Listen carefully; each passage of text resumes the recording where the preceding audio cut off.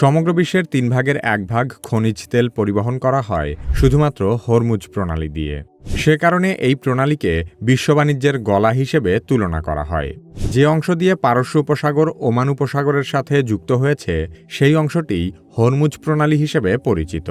সাম্প্রতিক সময়ে যুক্তরাষ্ট্র ইসরায়েলের যৌথ আক্রমণের পর ইরানের সর্বোচ্চ নেতা আয়াতুল্লাহ আলী খামেনির মৃত্যু হলে ইরান হরমুজ প্রণালীতে সকল ধরনের জাহাজ প্রবেশে নিষেধাজ্ঞা দেয়। এর ফলে রাতারাতি বিশ্ববাজারে তেলের দাম বেড়ে যায় বহুগুণ। বিশ্ব বাণিজ্যের জন্য হরমুজ প্রণালী কতটা গুরুত্বপূর্ণ সে সম্পর্কে জানব কি কেন কিভাবে এই পর্বে।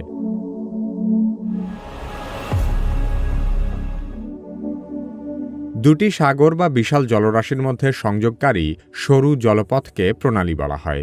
মধ্যপ্রাচ্যে অবস্থিত হরমুজ প্রণালী তার পশ্চিমে থাকা পারস্য উপসাগরকে পূর্বের ওমান উপসাগর ও আরব সাগরের সাথে সংযুক্ত করেছে। এই প্রণালীর মাধ্যমেই ইরান আরব উপদ্বীপ থেকে পৃথক হয়েছে। ভৌগোলিকভাবে হরমুজ প্রণালী মূলত ইরান এবং ওমানের অন্তর্ভুক্ত। হরমুজ প্রণালীর দৈর্ঘ্য প্রায় ১৬৭ কিলোমিটার এবং এর সবচেয়ে সরু অংশের প্রস্থ মাত্র ৩৩ কিলোমিটার। ৩৩ কিলোমিটারের পুরোটা জুড়েও আবার জাহাজ চলাচল করতে পারে না। এই সামুদ্রিক অঞ্চলের মাঝ বরাবর থাকা দুটি শিপিং লেনই মূলত জাহাজ চলাচলের রাস্তা। এই শিপিং লেনের প্রস্থ আবার মাত্র ৩ কিলোমিটার। বিশ্ব অর্থনীতির গলা হিসেবে খ্যাত এই অংশটি কোনো কারণে বন্ধ হলেই বিশ্ব বাণিজ্যের দম বন্ধ হবার উপক্রম হয়, কারণ এটি বিশ্বের খনিজ তেল শিল্পের সবচেয়ে ব্যস্ত সমুদ্রপথ। হরমুজ প্রণালীর সামুদ্রিক পথটি আন্তর্জাতিকভাবে খুবই গুরুত্বপূর্ণ, কারণ মধ্যপ্রাচ্যের খনিজ তেলবাহী জাহাজ যাতায়াতের জন্য এটি একমাত্র পথ। মধ্যপ্রাচ্যের ইরাক, কুয়েত, কাতার, বাহরাইন, সৌদি আরব, ওমান এবং সংযুক্ত আরব আমিরাতের বিপুল পরিমাণ তেল এখান দিয়েই পরিবহন করা হয়।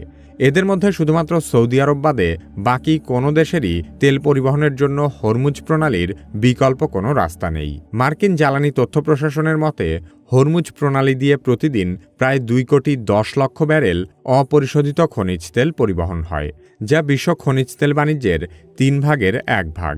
শুধু তাই নয়, বিশ্বে উৎপাদিত সকল তরলীকৃত প্রাকৃতিক গ্যাসের ৪ ভাগের ১ ভাগ এই হরমুজ প্রণালী দিয়েই সারা বিশ্বে ছড়িয়ে পড়ে। পারস্য উপসাগর অঞ্চলে থাকা শীর্ষ তেল রপ্তানিকারক দেশগুলোর অবস্থানের কারণে হরমুজ প্রণালী দিয়ে এত বিপুল পরিমাণ খনিজ তেলের প্রবাহ নিয়ন্ত্রিত হয়। হরমুজ প্রণালী ব্যবহার করে সবচেয়ে বেশি তেল আমদানি করে যুক্তরাষ্ট্র, সিঙ্গাপুর, দক্ষিণ কোরিয়া, জাপান, ভারত এবং চীন। এছাড়া এশিয়া, ইউরোপ, উত্তর আমেরিকা সহ বিশ্বের প্রায় সকল প্রান্তেই মধ্যপ্রাচ্যের তেল হরমুজ প্রণালী দিয়েই প্রবাহিত হয়। হরমুজকে তেলের প্রণালী বললেও ভুল হবে না, কারণ এই হরমুজ প্রণালীর স্থবিরতা বা উত্তেজনার উপরই বিশ্ববাজারে তেলের দাম ওঠানামা করে। মাত্র এই ৩৩ কিলোমিটার এলাকার প্রবাহ নিয়ন্ত্রণ করাটাও বর্তমান বিশ্ব বাণিজ্য এবং বিশ্ব রাজনীতির অন্যতম গুরুত্বপূর্ণ অংশ হয়ে দাঁড়িয়েছে। অতীতে হরমুজ প্রণালীতে চলা সবচেয়ে উত্তেজনাকর পরিস্থিতি ট্যাঙ্কার যুদ্ধ নামে পরিচিত। ইরান ইরাক যুদ্ধ চলাকালীন সময়ে ইরাক এবং তার তৎকালীন মিত্র যুক্তরাষ্ট্র মিলে এই অঞ্চল দিয়ে যাতায়াতকারী ইরানি তেলবাহী জাহাজগুলোতে আক্রমণ চালায়।